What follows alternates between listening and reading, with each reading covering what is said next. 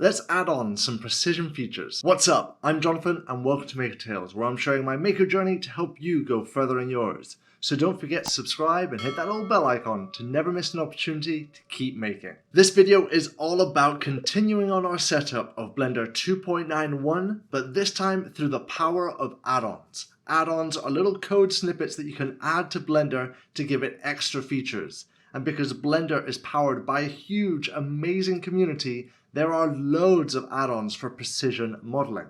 This here are the ones that I'm going to be using throughout the course and the ones that I personally use for my own Blender precision modeling. So here we are on a fresh new Blender file. Now it doesn't matter if the file is new or not, you can add and take away add-ons in any file in Blender. So first of all, I want to introduce you to the concept that there are two types of add-ons for Blender.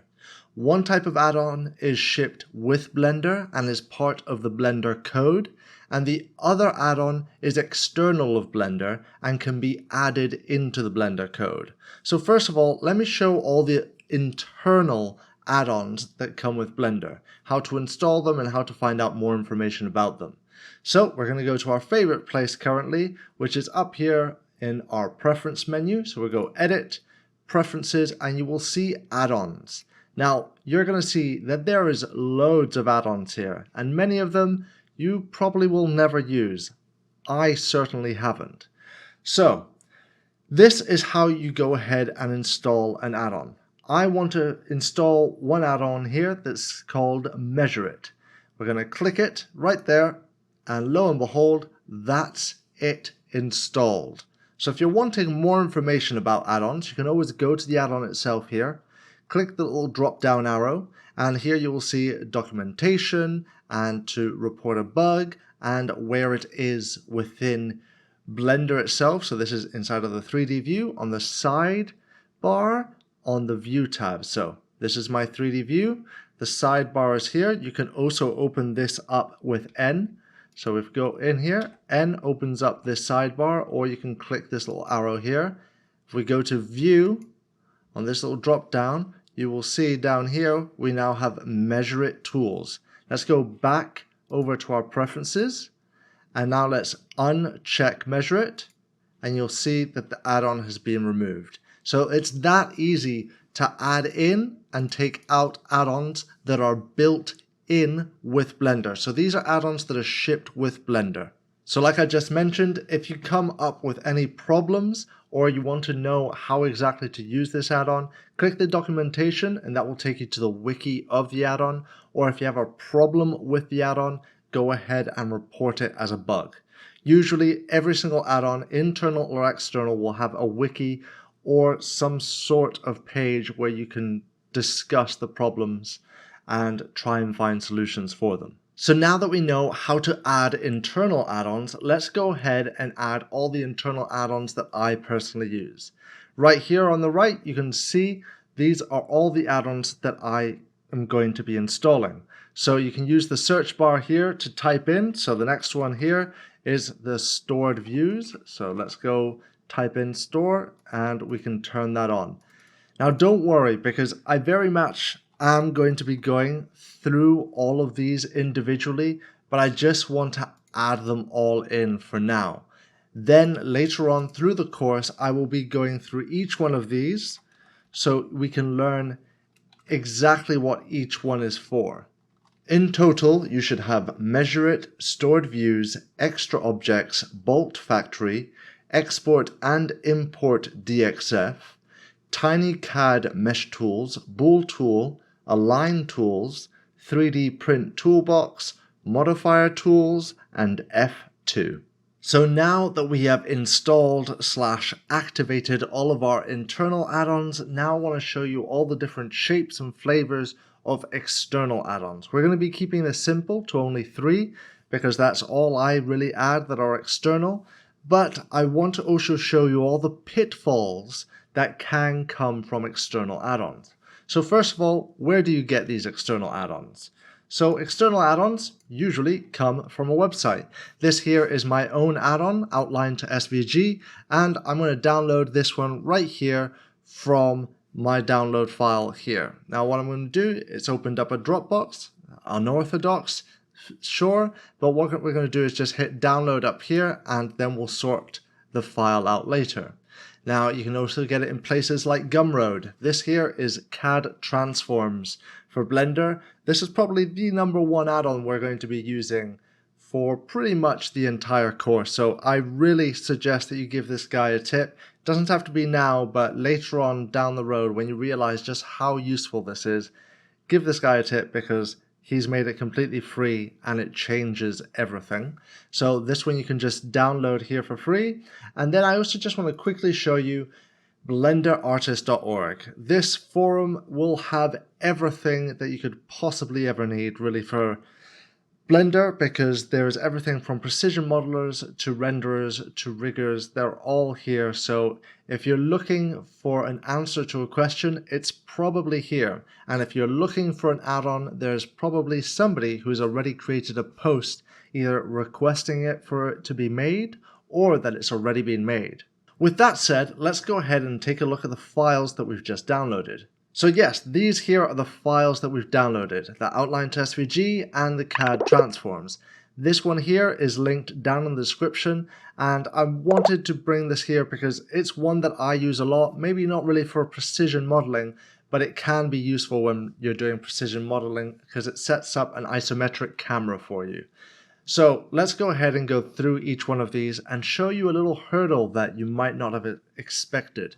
So first of all, you get add-ons as zip files, as they're showing as books here. So they're using WinRAR, linked in the description as well, or they can come just as a Python file. So this is a Python file, this is a zipped file of CAD Transforms. Let's go ahead and let's export this quickly. I'm going to export it, just say here, and you'll see, oh, brilliant, it comes into one folder, and inside of this folder is all the bits and bobs that we need. Now we don't need to export it. I'm just doing that to show you something. I also want you to take note that the CAD Transforms has no spaces. This one has spaces. Usually add-ons come without spaces. So now let's go ahead and extract this one, and you'll see that it's come with a README file and yet another zip file within it. So that is a big catch-22. If we tried to install this file just as it was, it would not have installed because it had a zip file within a zip file. Some people, like myself, give files like this. So now if we were to extract this one here, you're going to see it just goes straight into this folder here that has all the information that we need.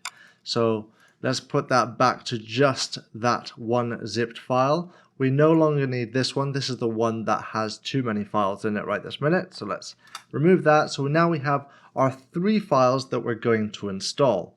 So let's go ahead and install these. Installing these are really simple. It's almost the exact same workflow with one small difference. We're going to go into Edit, Preferences, Add-ons, and then up here you're going to see Install. We're going to click this, then we're going to navigate to where it is. So here's the file, and you will have this little zip for the zip files and this one for the Python. So let's go ahead, let's click the Python one, let's hit Install Add-on, and you will see it goes blue down here. That's it installing, and then once it's installed, it's been put into here, but it might not just pop up. So let's go here, let's type in ISO, and here it is, Create ISOCAM. So as you've seen, it's already been activated. And on the drop down, it's all the information we're wanting. You're going to see there isn't a wiki or a report bug. There is a remove though. And for this particular add-on, there isn't any documentation and there isn't any reporting because it's an add-on that has been fixed by the community and it's not currently actively developed. So it's very much just a file that's being thrown here, right, left, and center because honestly, it's sort of broken in its legacy. So let's go ahead and let's install the other add-ons. So install, we're already in our file. Let's do our Outline To SVG. Actually, no, let's do the CAD Transforms first. So installing this, we get that blue line that the module is being installed, and it's been installed and it's popped up. Now we have to activate it by clicking this here, And now just something that I want to point out about all these add-ons is there's a little arrow next to them. So sometimes these add-ons not only have the documentation and report bug and remove, but they have a whole bunch of other settings for the add-on itself. Now we will go into this later on for CAD Transforms, but I just want to point that out there. So lastly, let's go ahead and install Outline to SVG. Installing Outline to SVG, and now let's click this one on.